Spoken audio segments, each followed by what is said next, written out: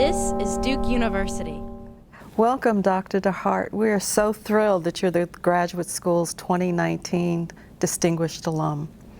So thank you very much for joining us. Can you tell us a little bit about your areas of research? Well, they've changed a bit over the course of my career.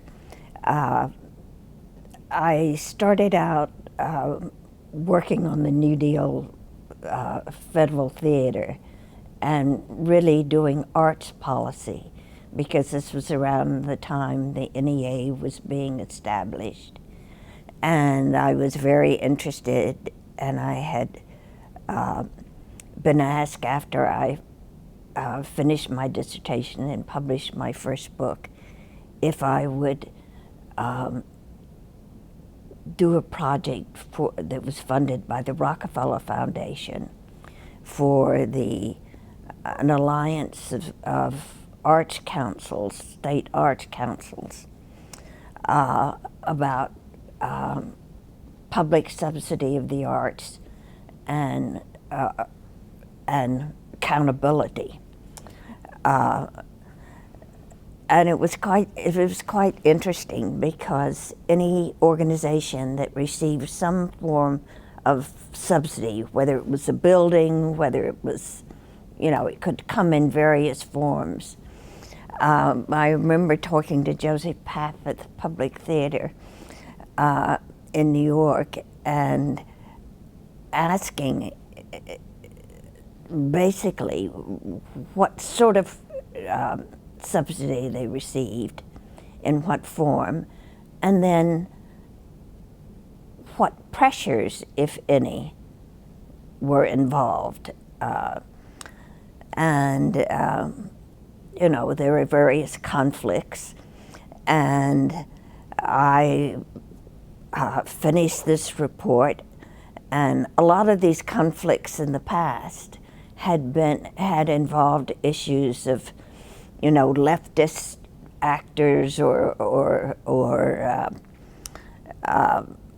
issues of communism, because this was not that far from, and I predicted that the next conflict would be over sexuality.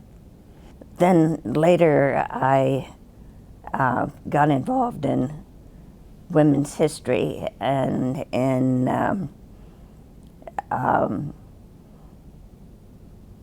writing about what was happening at the time, which was the effort to ratify the Equal Rights Amendment. And I knew a lot of the women who were active in the ratification effort.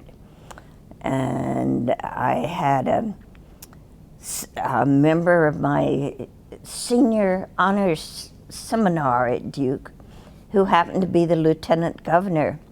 And I called him up and I said, "Carl, I'm doing a book on the effort to ratify the Equal Rights Amendment in North Carolina. And I'm going to be interviewing legislators. And would you tell me who I can talk to? That is, who will talk to me and be candid and honest with me? And who's just going to say, oh, this is some young feminist scholar and, not give me the time of day, or certainly not be candid with me." And it was wonderful, because we went down the list and I said, "I have an idea." And he said, "So-and-so won't talk to you." And I said, "Well, would he?" My husband was also a historian, though in a totally different field and a totally different period.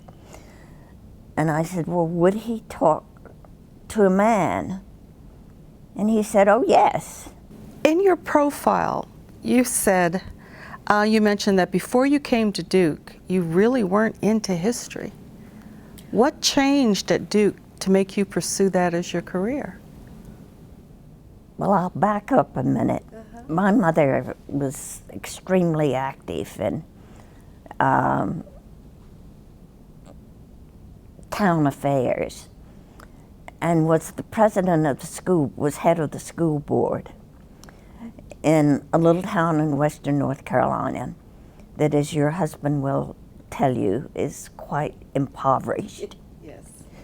And we were talking about this last night.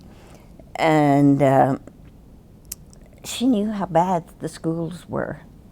So she sent me to boarding school in Virginia. And I had a superb education with one exception, and that was my history teacher.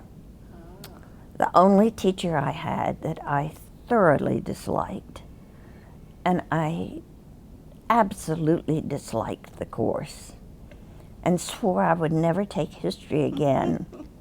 And of course I got to Duke, and there were this was still an era when there were requirements that you had to have in order to graduate. And I took Joel Colton, who had written the textbook with R.R. Palmer in European history, my first year. And it was fascinating. It was just fascinating.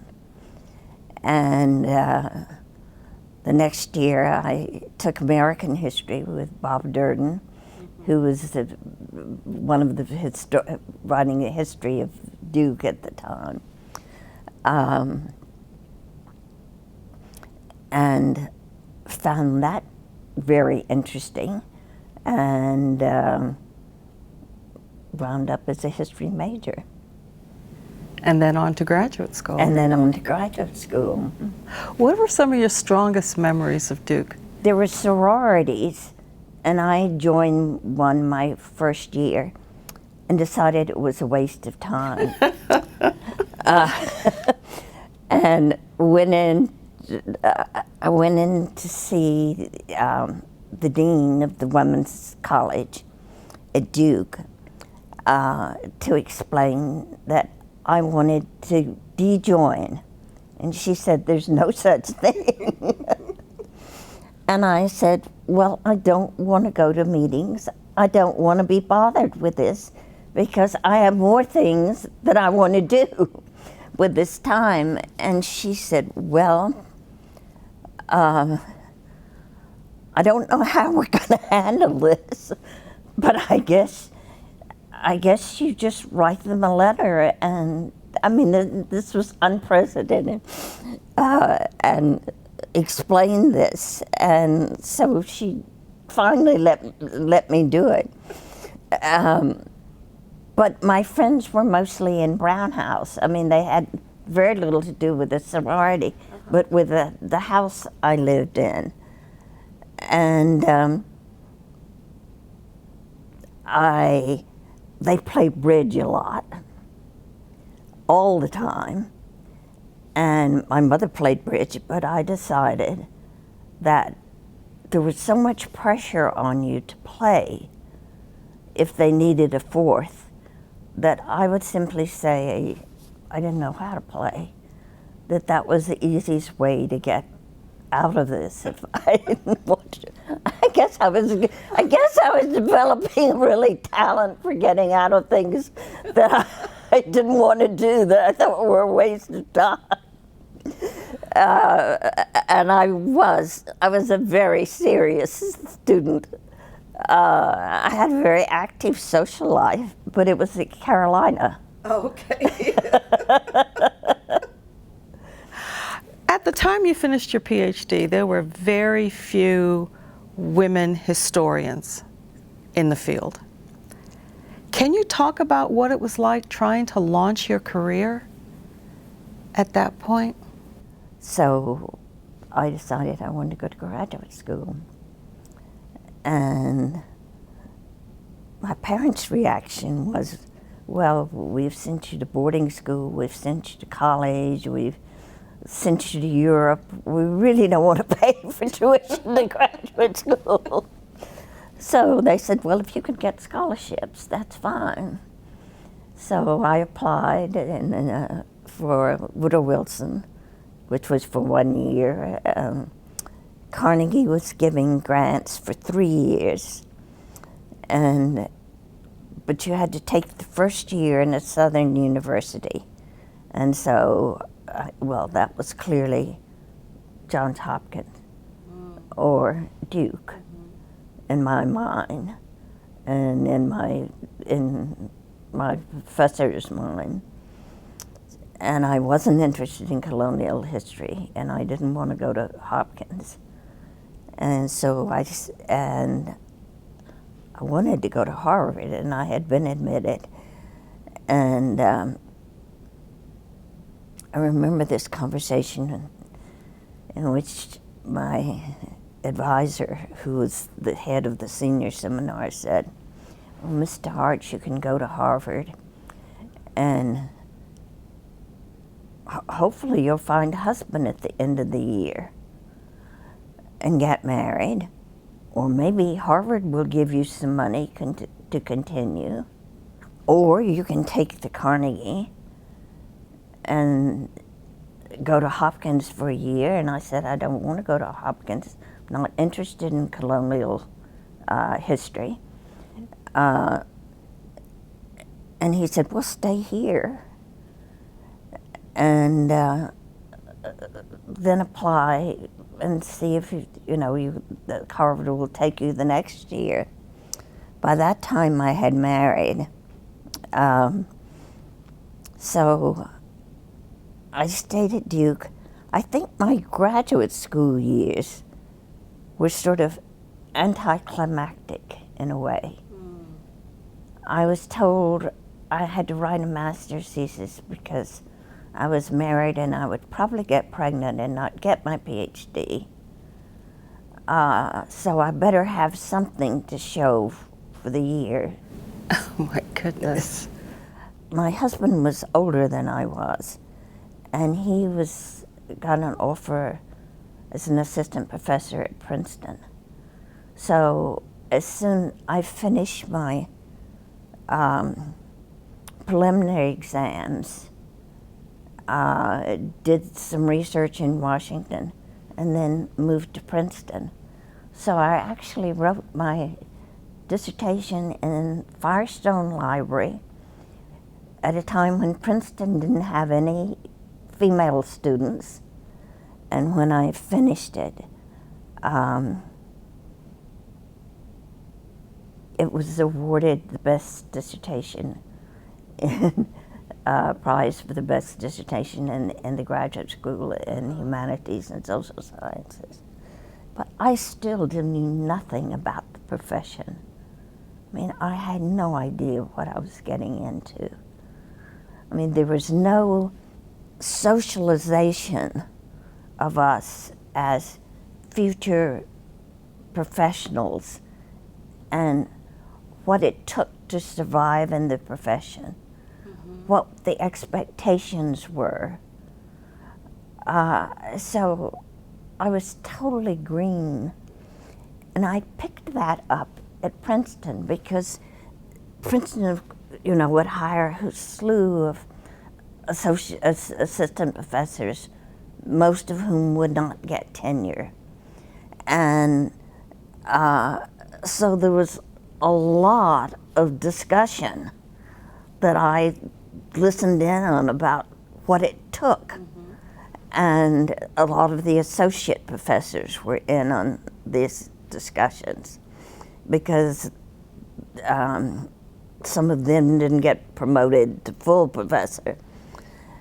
And that's how I began to learn what the expectations were and what you really had to do. Nobody told me that it was important to deliver a paper and how you got on a program at a professional organization to deliver a paper. I mean, there was nothing, just nothing. And I decided that was the one thing, if I ever taught graduate students, they were never going to be as green as I was. How do you think the profession has changed in terms of becoming more diverse? And is it more welcoming to historians of different backgrounds now? Oh, I think so much more so. I'm really impressed at the diversity and it's much more welcoming. I think the cohort of young women that I came through with, and there were really a handful of us, were influential in making the change for women, because we came of age really as graduate students in the 60s with the feminist movement. Mm-hmm. And Mary Berry, do you know who Mary Yes. Berry is?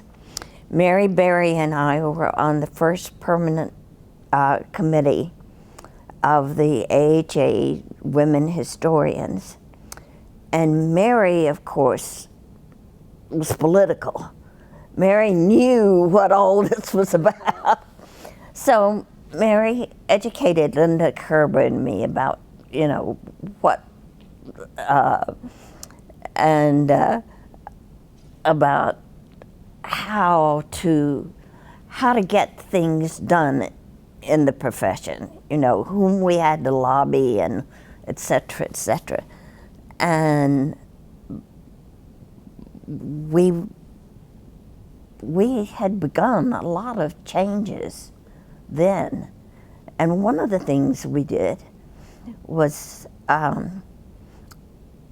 write what we always refer to as a survival manual for historians. It started out, it was the Women's Committee, and it was a survival manual for women historians.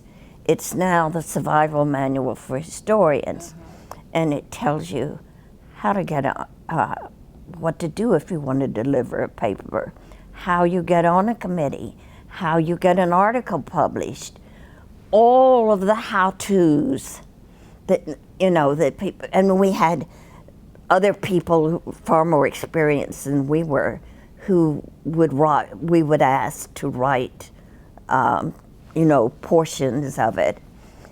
And I think we began doing something important, because this is a pamphlet. You buy it for, I don't know, $2 or something. It's probably more than that now, probably $5.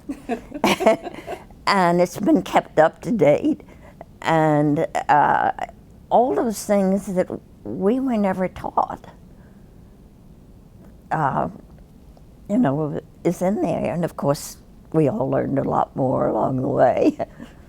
We were talking last night about that you've mentored a lot of young scholars, women scholars in the discipline.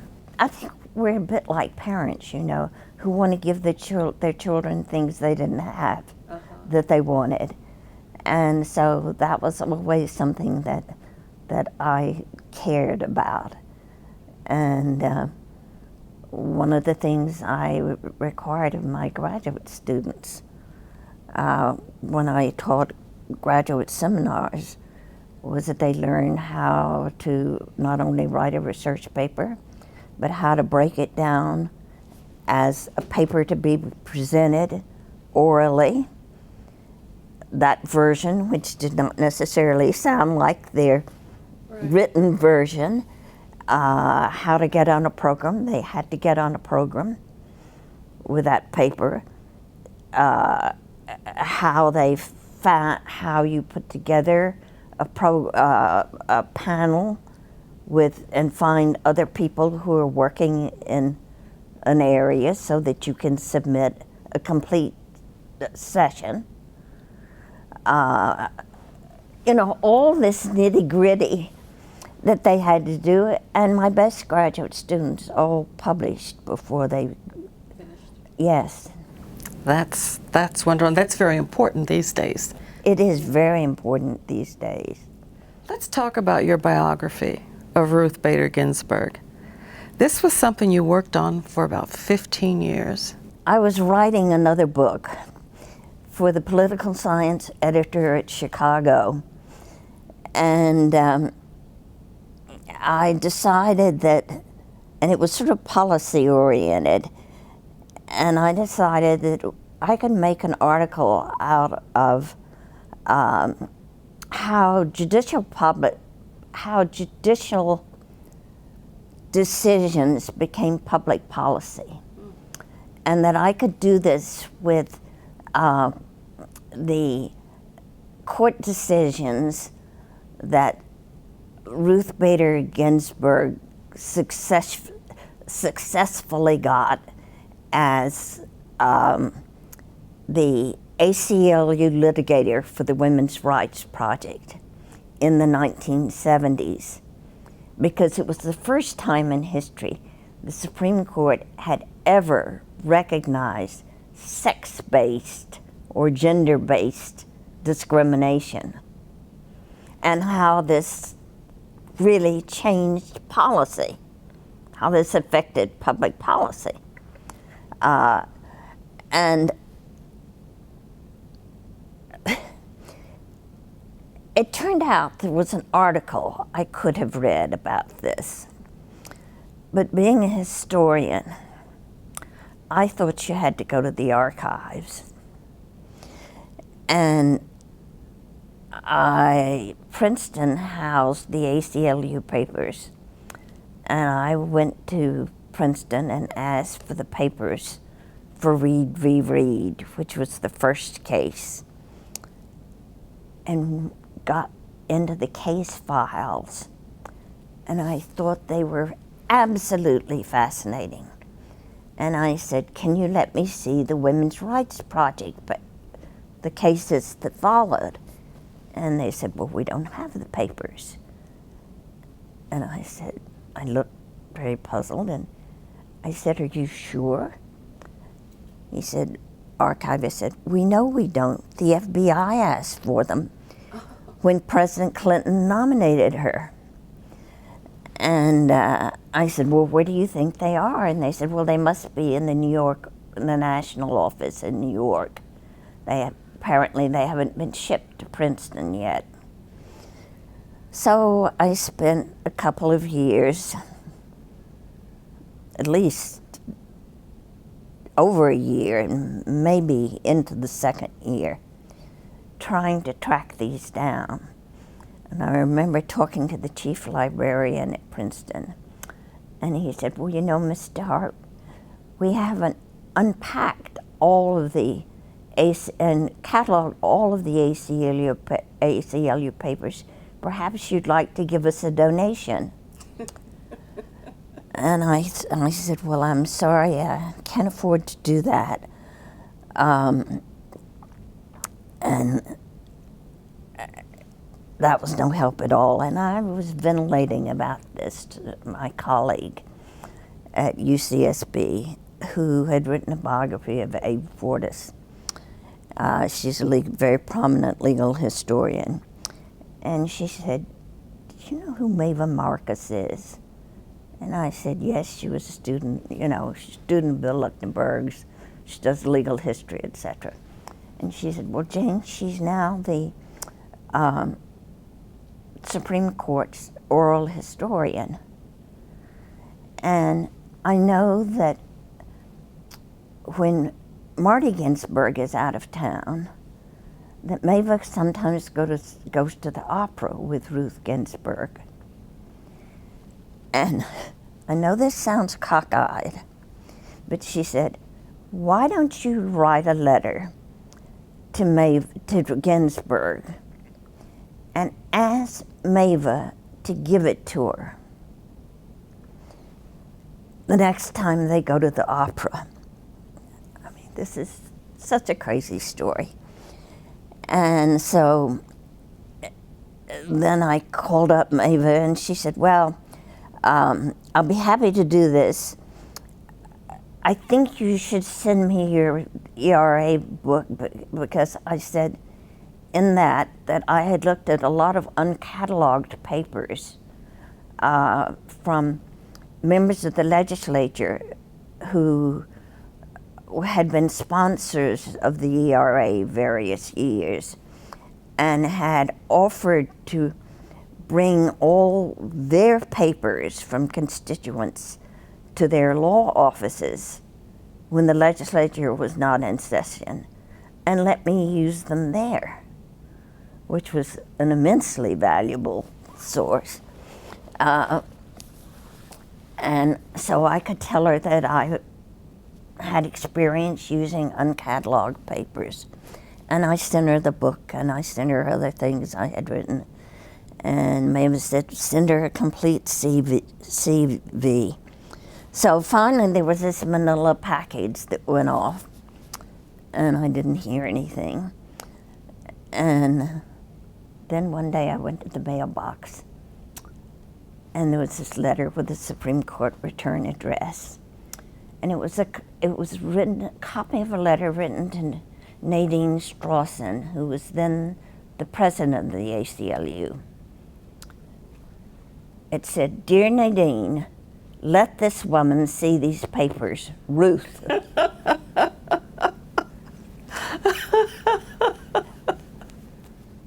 And there was a search, and they discovered that they had been lost in a move between one headquarters building and another in New York.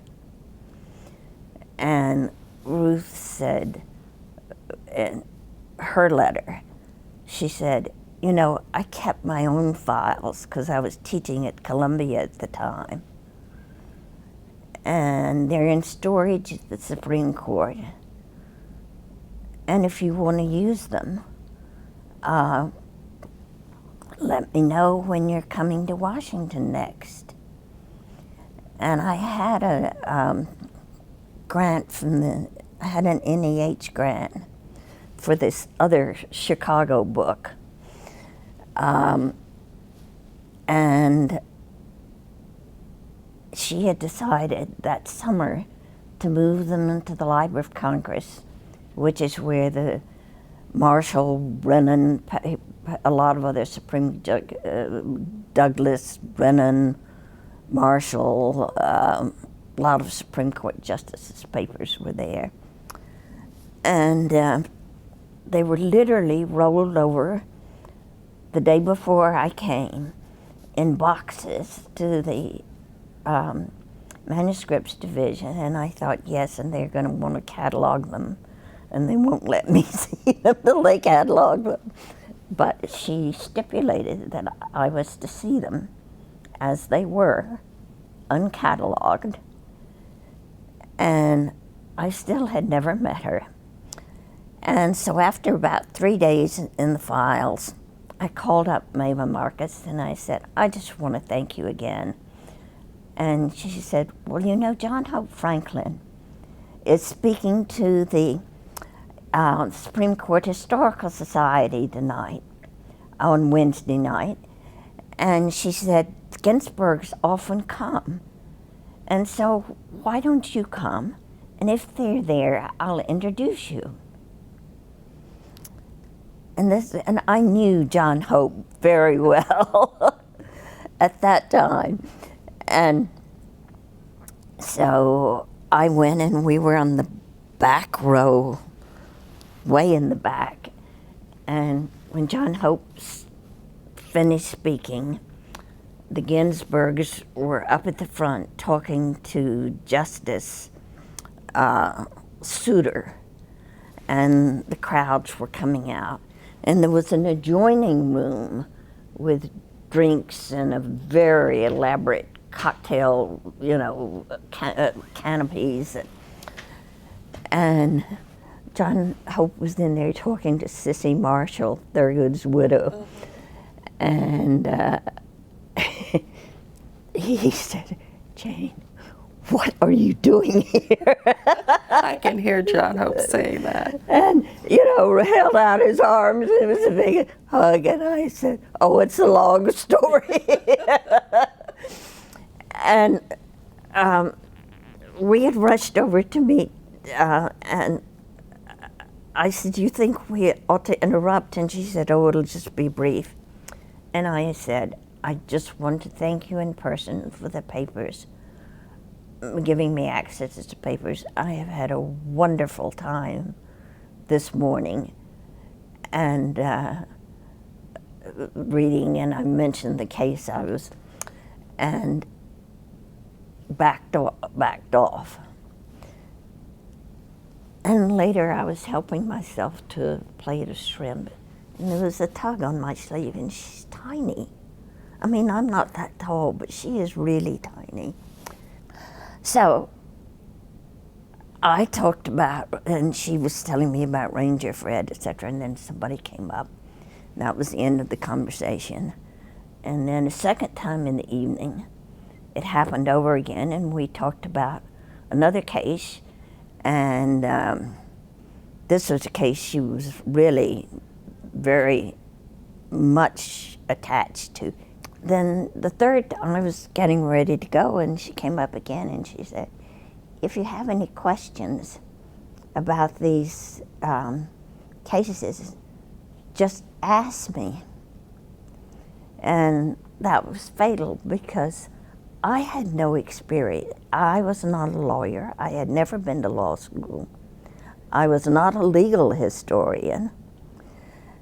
And so I had lots of questions which she was happy to answer once a year, as long as they were about the cases.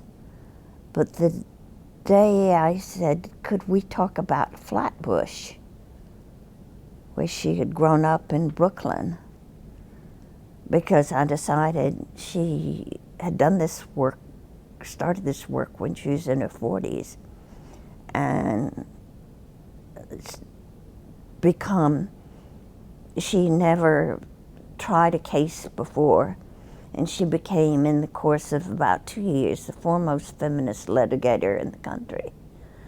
And there were just so many things about her that were just so impressive. And I wanted to know what the formative influences were that shaped her. And she didn't want to talk about it. And when I called up, she said, we don't need to talk about Brooklyn. And I said, well, Ruth, I've been reading in some of the secondary literature, and there are articles that have your mother dying of cervical cancer and others that have her dying of breast cancer. And I said, don't you think it's important to get the facts straight? And then I gave her another example, and she said, I'll give you half an hour. Okay. Thank you so very much. We are so thrilled, like I said, to have you as the Graduate School's 2019 Distinguished Alum.